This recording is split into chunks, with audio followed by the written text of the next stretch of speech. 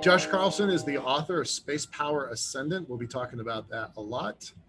A book independently published through Kindle. It was the culmination of nearly 12 months of dedicated research and evaluation of both U.S. and China's views. He serves in both the Army and Air Force in different capacities. He is currently working on a new book with an as yet unpublished author that is targeted for next year. The new book will examine similarities in all dimensions, what missions need to be emphasized in various phases of space development, and examine the space domain to provide recommendations on U.S. Space Force development. Thank you, Josh. Please take it away. Looking forward to hearing what you've got to say. Thanks. Well, thank you very much, Mike. So just to start all of my comments, obviously I want to say I'm speaking in a personal capacity. Nothing I say is endorsed by any governmental agency or the DoD. So starting off, I think bouncing off of Michael Mealing's great comments about the importance of space development and the history that we've had up to this point and the incredible position that we're in at the moment. And I think that I really appreciate the opportunity to come and speak to the Moon Society, especially since the moon is such an important element in space, especially as it regards the Mars and other celestial bodies. There's never been an expansion in space. Obviously, we've never had permanent presence outside of the International Space Station is, I believe, the highest altitude system we've ever had. And so it's difficult to draw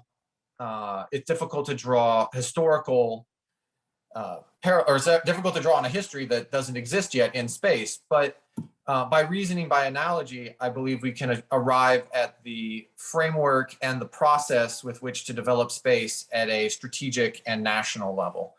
And so to do that, that's the basis of the book I wrote, Space Power Ascendant, which puts forward space development theory in particular, which suggests that there is 4 phases that nations and the peoples inside those nations and organizations, etc., will go through as it develops a new domain. And the first 3 are linear. The 4th is conditional on outside interference. The first is exploration, which as space professionals, as space enthusiasts, that's very familiar to those who are steeped in the history of space. That's a large amount of what we've done, virtually all. And exploration has a variety of facets. It has a variety of purposes. During exploration, you're seeing what's in the domain. How do you move in the domain? What the key locations are, potential resources. How do you move most efficiently in the domain? And this maps across all expansions, or all explorations, rather. Going back into the age of sail, you had Captain Cook's voyage across the Pacific would be an example of exploration, for instance.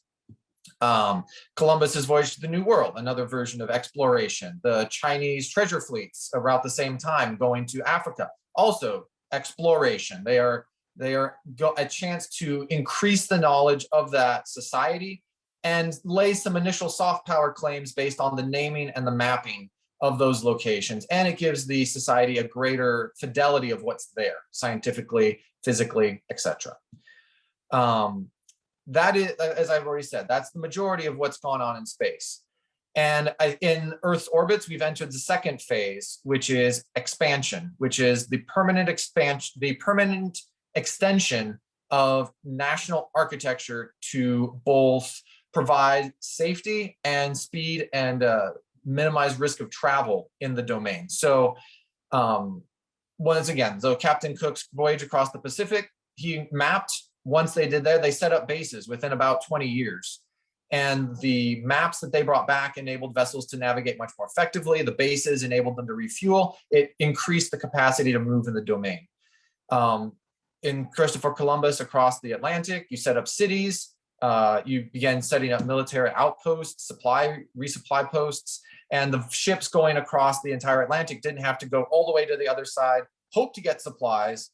Christopher Columbus convinced the natives to give him supplies because he knew there was going to be a lunar eclipse, and he suggested to them that he controlled the lunar eclipse, and they gave him supplies. But that's obviously not a very recommended method of securing supplies. And so you set up permanent bases, and then the ships could travel across the Atlantic, have a known resupply, refueling point, and then journey back across. It decreased the risk. And likewise, in orbit, you've had permanent communication satellites, GPS, all sorts of things that benefit particularly life here on Earth. We have never had the outside of Earth's orbits, that expansion phase, take place. And I think we are on the cusp of that. The Chinese and Russians just this, I believe 2 months ago, signed a lunar development, a lunar base treaty. And just last week or week before, China announced that they would begin construction of this base by 2026, which would be finding of the site, groundbreaking, et cetera. Based on the timelines I've seen, 2036 is probably when that will be operational, unless they've managed to accelerate it due to the fact they've now pooled their resources with Russia, potentially. And likewise, the United States has the Artemis Accords and the Gateway project that was meant to put orbiting space station around the moon. And that would also be a permanent extension. Once again, for the first time, humans will be able to exist for extended periods outside of Earth's gravity well entirely. In addition to those three nations, China, Russia, and the United States, Japan, as already mentioned, UAE, Brazil, the EU, India, have all expressed some form of interest in moon resources, moon settlement. The moon is becoming, in a lot of respects, at least in my impression, the gold rush of the space domain, the new area that everyone is very interested in.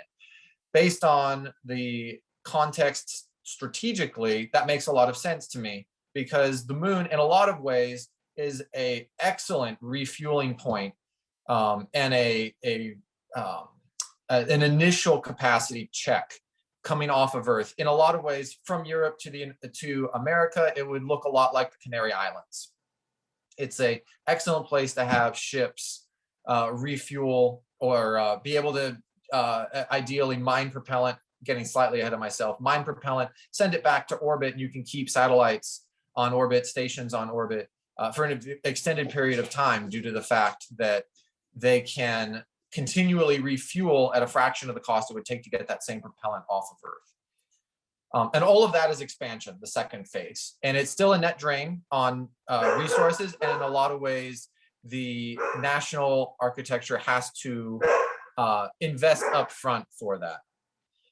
Once you get to the next phase, however, which is where and we're kind of doing, SpaceX is already, I think, straining to get to this point of exploitation, which is the use now of these resources and these locations to generate a net positive.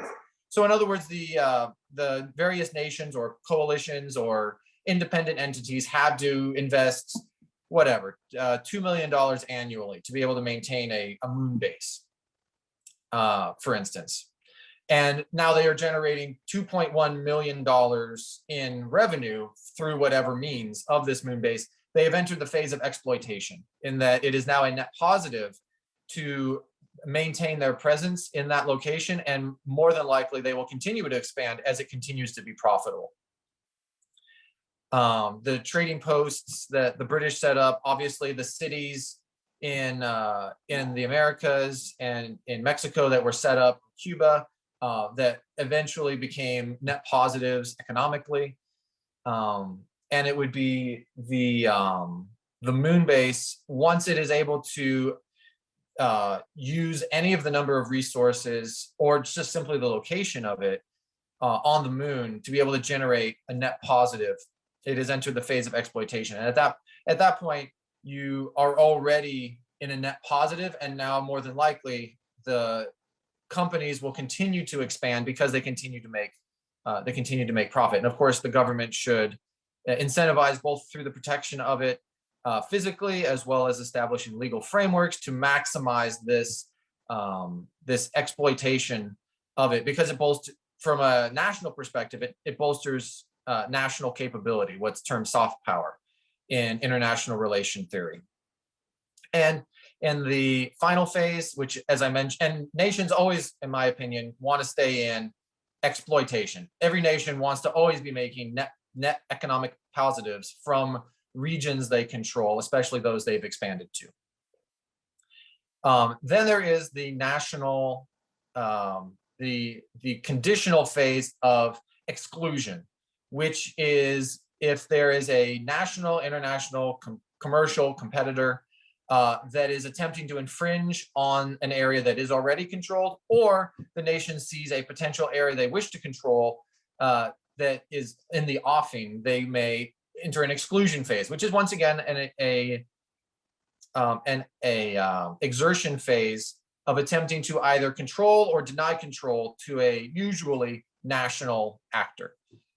So the French and Indian War, or that were fought in the Americas right before the Revolution War, right around 1750s, between the English that were expanding west off of the 13 colonies on the coast, and the French and their Indian allies that were already in the hinterlands. And the English were continuing to expand. The French didn't want them to expand due to the some of the lucrative trapping and other economic things they already had in place. They fought an indirect war, a guerrilla war, in an effort to stop the British. The British ended up winning, and they continued to expand further into the continent. This would be an example of exclusion. A much more modern example would be Iraq, for instance, taking Kuwait and attempting, and they saw an offering, they took it, they attempted to then retain that from the US-led coalition. They were not able to, they were not successful in that exclusion. Putting all of these together, thank you, Mike. Putting all of these together, a fairly obvious progression shows between those. And as Mike mentioned, I've spoken actually with Nami extensively about the Chinese space program, which I think is very concerning in my opinion. And in particular, because the United States, there have been pockets of it, but in my impression, and I'm sure there'll be some interesting discussions later about the U.S. space program and how it's been related to possible expansions, economic expansions. There was O'Neill wrote a book about putting O'Neill cylinders, which are huge constructions able to turn to create their own false gravity, as far back as the 1970s. And he claimed at that point that industrially, engineering wise, we were able to do it, but obviously it hasn't happened yet. Why not? Based on my analysis from developing space development theory, the fact is there's been no economic driver for it, and there's been no international driver for it. And so the combination of those two, if there was, for instance, pure gold on the moon in vast quantities, more than likely, if the economic case made sense, there would already be nations mining that on the moon. There's not. Or an international competition. Obviously, the Cold War fueled the first moon race, but that was purely for national bragging rights, for lack of a better term, and exploration. It was I would argue it was couched in exploration. It was really just to be able to show that we could do it before the Soviets could. It was a test of civilizational capability, but that was not economic, and that was not true expansion.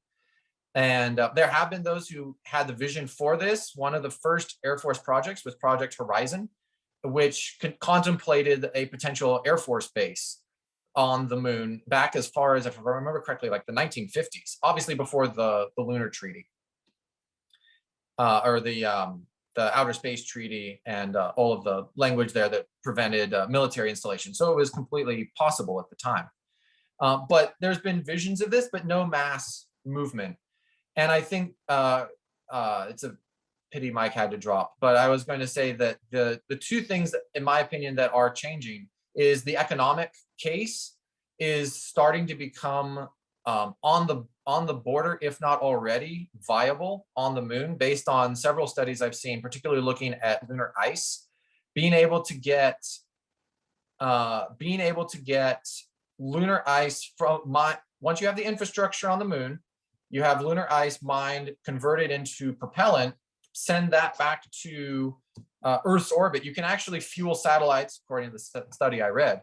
You can fuel satellites in Earth's orbit more cheaply than you can bringing it from Earth's surface, due to the difference in the gravity well and the amount of thrust required, therefore propellant, therefore financial requirements to get it off of Earth. And so in the very short term, looking at developing this, like I said, there's tons of satellites in Earth orbit, and to have the capability to refuel those, and especially once the satellites are created with the capacity from the beginning to be able to refuel them. This is potentially a significant market, and one that would be fairly expansive, with some estimates I've seen as high as 40,000 satellites in Earth's orbit by the end of this decade. And that's not even counting the cost of human settlement on the moon. There's going to be, in my opinion, several moon bases on the moon by 2040, assuming that the nations who have already pledged they are going to do it don't default. If those are there, and even if there's incredibly efficient means of recycling water, etc., to have the capacity to add to that water or use propellant to get the rockets that are bringing the astronauts, taikonauts, whichever happen to be there at that point, to the moon and back to Earth, that also could be a significant market. And more importantly, even if the market's significantly smaller, the price differential, it is obviously far cheaper to mine ice on the moon once the infrastructure is there and convert it into propellant than it is even to bring it back to Earth's orbit. And so these are some examples. One other that that I have assessed as a potential one is also rare earth elements, and the fact that there is, in my estimation, a national competition at the moment that rare earth elements have been weaponized in the sense of supply or denying that supply. One example is Japan captured a Chinese trawler that they alleged was in Chinese waters, or in Japanese waters rather, and of course China alleged they were not. But the Japanese took them into custody, and the Chinese, I believe this was like 2015, 2016, cut off supply of the rare earth elements. China controls between 70 and 97% of the rare earth element distribution on Earth, which means that if they desire leverage potentially in the area of rare earth elements, which of course are intrinsic for the key high-tech items like computers, electric cars, solar panels, if they deny these to a nation and their industrial capacity, it obviously will hurt China, although to whatever extent is unclear. Of course, it will grind that nation's industry to a halt, which would be a significant amount of economic leverage to consider. One potential way to diversify this, they're digging other mines, they're delving deeper in current mines here on Earth, but also being able to mine this on the moon and potentially even generate an industrial capacity on the moon. There's also been some mention of helium-3.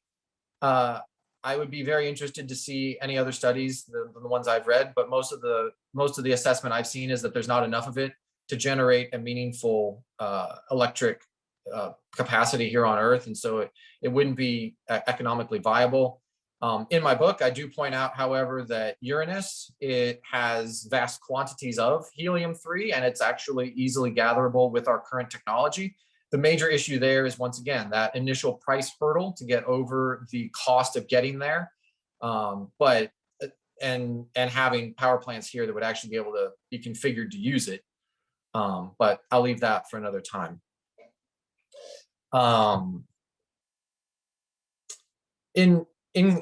think, Mike, I had until the top of the hour, and I'm going to try to make sure I can stay on time for our other guests. I'm sure they also have incredibly insightful things to say. I do want to finish with the thought that I do believe strongly, and I would recommend you check out the book. I think it argues its point very well. Shameless plug there. But within approximately 15 years, and I would assess perhaps sooner, there are going to be major changes to the space domain. Not necessarily, I expect them to be economic, technological, etc. But strategically and internationally, by the end of the 2030s, so by 2040, the United States is expected to have a moon base. China and Russia will have a moon base. More than likely, they'll be basing other nations on those. As I said, Japan, UAE, Brazil, EU, India, all of that.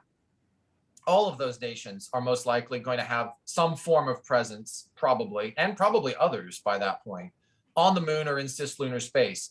The Chinese have already declared they will have a nuclear space vessels capable of maneuvering in cislunar space. There was a recent article by Christopher Stone arguing that the United States also needs to embrace atomic-powered spacecraft to be able to also maneuver in space. And these are, obviously, there's military applications, but more importantly, there's also economic and other bleed over commercial applications to all of these technologies. Once you can move fairly freely and at fairly low cost in cislunar, that changes a lot of the economic calculations. Once you have infrastructure on the moon, that changes economic calculations. And I don't think it's going to be a linear progression based on space development theory, based on previous developments. It can be fairly meteoric, fairly quick gain, so to speak, on that, which means, final thought on space development theory is that space development theory recognizes that generally in indirect warfare is the most perfect form of warfare, summed up by Sun Tzu's maxim. To defeat the enemy strategy is true. Not to succeed in 1,000 battles, but to defeat the enemy without fighting. To be able to position ourselves first, obviously as an American, I care about America, but I care also that the rest of the world, and especially our allies, are welcomed into this space economy that will form over the next 15 years.